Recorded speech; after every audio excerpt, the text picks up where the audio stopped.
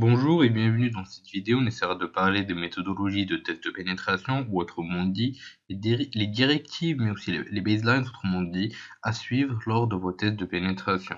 Il existe bien sûr plusieurs méthodes certifiées pour ne pas juste tâtonner dans le vide et aller précisément aux points cruciaux au niveau d'une architecture, d'une plateforme, etc. Cela peut interagir avec les tests de pénétration, mais peut être aussi sujet à des méthodes de conception telles que le cycle de développement d'une application par exemple.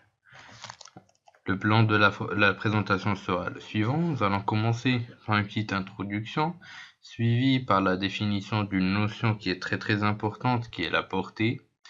On va ensuite enchaîner avec le guide pour établir une portée, ainsi que les types d'états de départ lors de vos tests de pénétration. Nous allons ensuite poursuivre avec les méthodologies de test de pénétration, qu'on va ensuite détailler une à une, telles que l'Open Source Security Test and Methodology Manual, ou encore l'Open Web Application Security Project Testing Guide, donc pour l'OWASP, ou encore une fois, le Web Application Security Consortium Trade Classification. Donc on essaiera de voir quelques méthodologies de test de pénétration, les étapes qu'utilise chacune, et une fois que vous aurez des informations sur chacune d'entre elles, vous pourrez choisir celle qui va en adéquation avec vos besoins. Il existe des étapes logiques pour tout test de pénétration, donc des étapes directives à suivre. Bien sûr, chaque étape commence par un état de départ, donc il faut spécifier cet état. Nous allons parler des différents états de départ. On peut aussi parler de type de test. Donc on peut se mettre soit du côté du hacker qui ne connaît rien du système et attaquer, ou encore être du côté du pentester officiel au sein d'une entreprise qui va tester la sécurité. Généralement, lors des tests de pénétration, on choisit la méthodologie la plus proche des hackers, qui est celle du fait euh, qu'on va être sans information sur l'état de la plateforme, sur l'exécution lors de workflow dans l'entreprise, essayer de pirater l'entreprise, trouver des vulnérabilités aussi bien au niveau des ressources humaines qu'au niveau technique, d'une vue plus explosée. Donc on ne va pas interagir avec l'entreprise, on va être embauché d'une vue cachée, essayer d'attaquer l'entreprise sans rien savoir sur elle. Donc, quand je dis rien savoir sur elle, ça ne veut pas dire des informations concernant la plateforme, etc., mais juste l'interaction avec les utilisateurs, l'interaction technique. Les gens qui travaillent au sein de l'entreprise ne sauront pas que vous êtes en train de faire un test de pénétration. Donc, on aura aussi une introduction aux différentes méthodologies de test et une notion, encore une fois, je le rappelle, qui est très importante, c'est la définition de la portée. Donc, le fait d'établir une portée va définir comment le test de pénétration commencera et sera exécuté. Donc, cela commence bien sûr par une connaissance de l'environnement afin de cerner l'infrastructure pour pouvoir segmenter cette dernière et aller droit au but sans perdre de temps. Le guide pour établir une portée est le suivant. Il existe plusieurs points à suivre, tels que la définition du système cible, l'adressage des systèmes établis, etc. Donc c'est plus de la paperasse qu'autre chose, afin de ramener sur papier les connaissances sur une cible. Donc il faut bien s'organiser dans ce sens, comme on a pu le voir, et on va le voir encore une fois pendant toute la formation. Il faut toujours s'organiser afin d'être le plus efficace possible. On doit aussi établir un time frame, mais aussi comment la cible sera évaluée. Donc il faut tout spécifier, les points qu'on va pouvoir explorer, mais aussi tester lors de nos tests de vulnérabilité. Donc c'est très important à mettre au sein de votre méthodologie. Il faut aussi spécifier les outils que vous allez utiliser pour chaque point, les parties prenantes, que ce soit direct ou indirect, l'état de départ, encore une fois, qu'on va voir dans le prochain slide plus en détail. Il faut aussi identifier les SPOF, autrement dit les Single Point of Failure, ce qui veut dire que c'est des points que si ça tombe, tout le réseau tombe.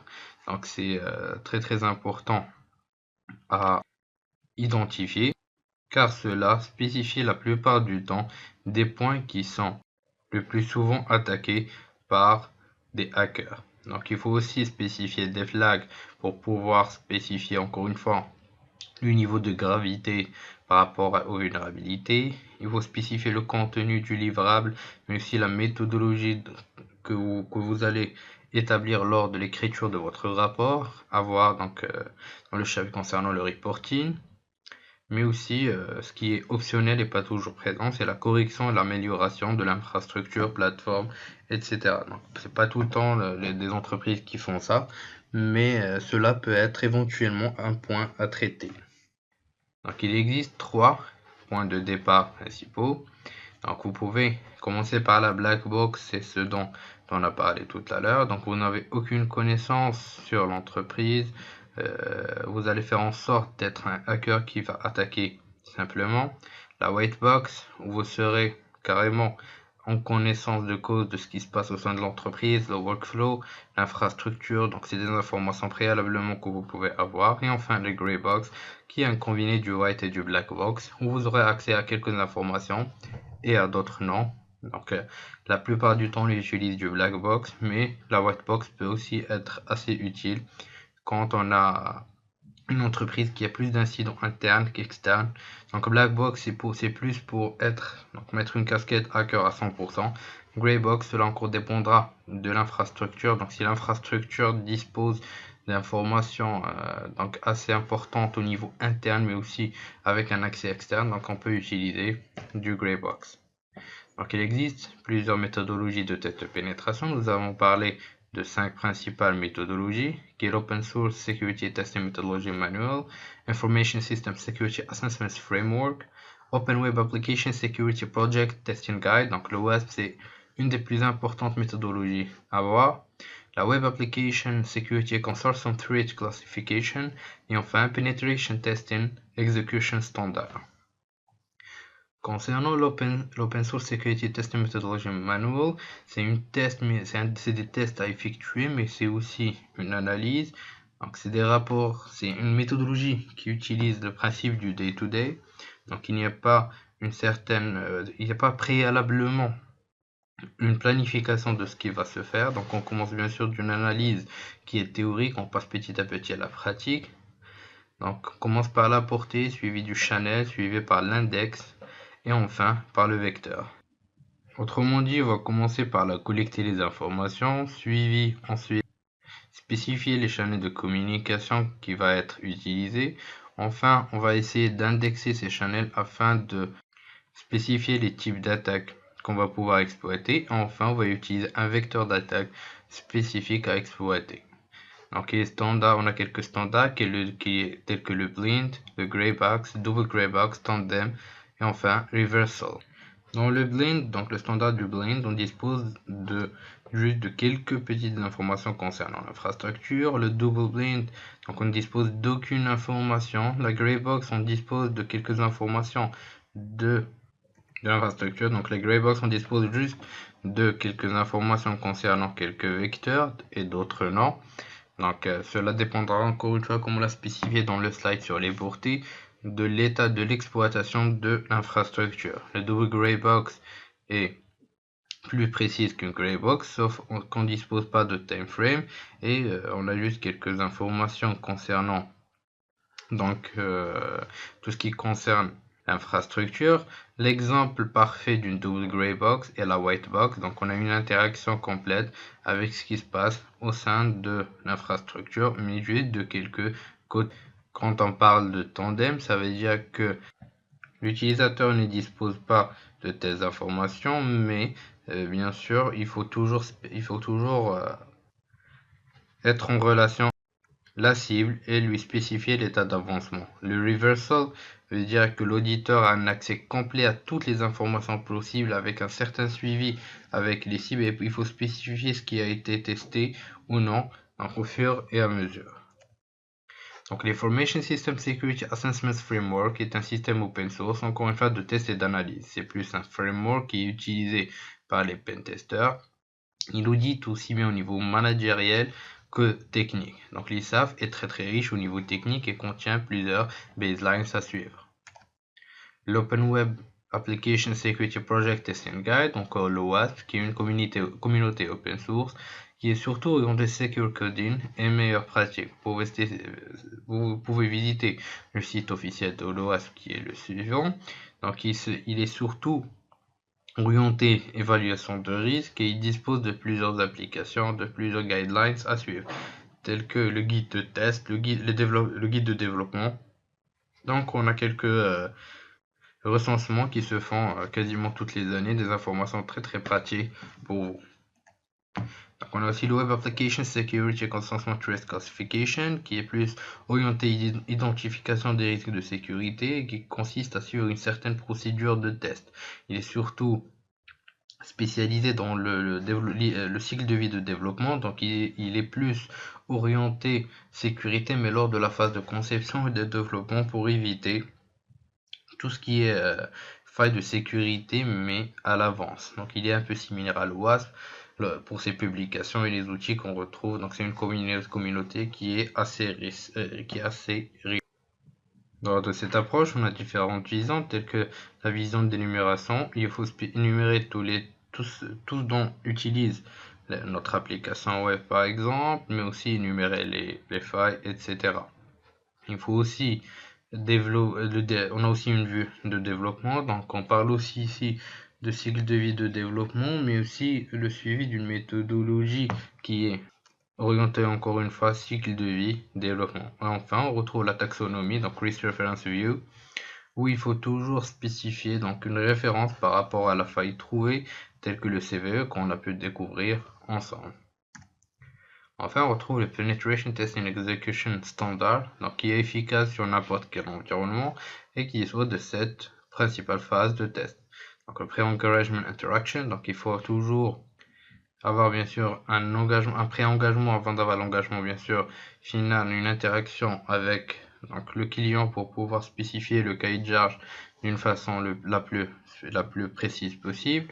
Ensuite, on a la récolte de tout ce qui concerne l'information.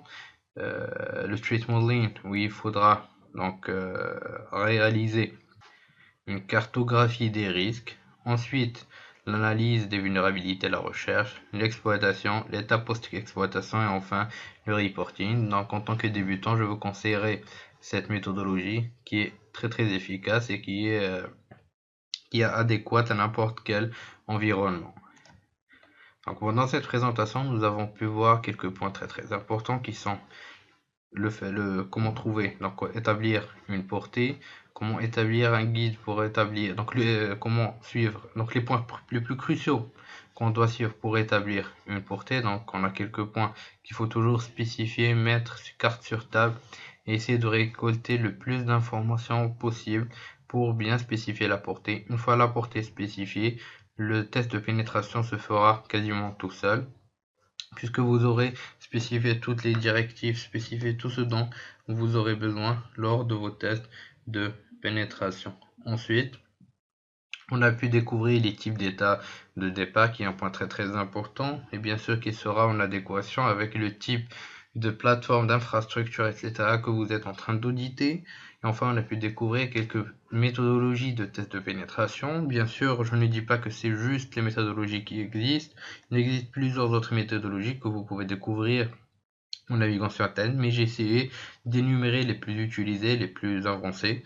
Donc je vous laisse le soin d'aller plus loin dans ces méthodologies. Bien sûr, cela encore une fois dépendra du type d'interaction dont vous avez besoin. Donc le type d'infrastructure que vous êtes audité ira en adéquation avec la méthodologie, bien sûr, que vous aurez choisi. Donc c'est un point qui est très crucial. Donc il nous faudra juste le point n'est pas acquérir des compétences techniques, mais il faut élever le niveau pour acquérir des compétences managérielles et pouvoir être un ingénieur dans la tête, mais non pas un technicien qui est juste là pour exécuter des outils. C'est ce point que j'essaie de vous faire parvenir, c'est d'enlever la casquette de quelqu'un qui veut juste tester pour tester et mettre la casquette d'un ingénieur qui va essayer d'aller là où ça fait mal, donc de cartographier, ensuite de zoomer sur chacun des points, d'établir une route pour ces tests de pénétration. Donc j'espère que l'idée est passée. Je vous dis merci de votre suivi et à la prochaine vidéo.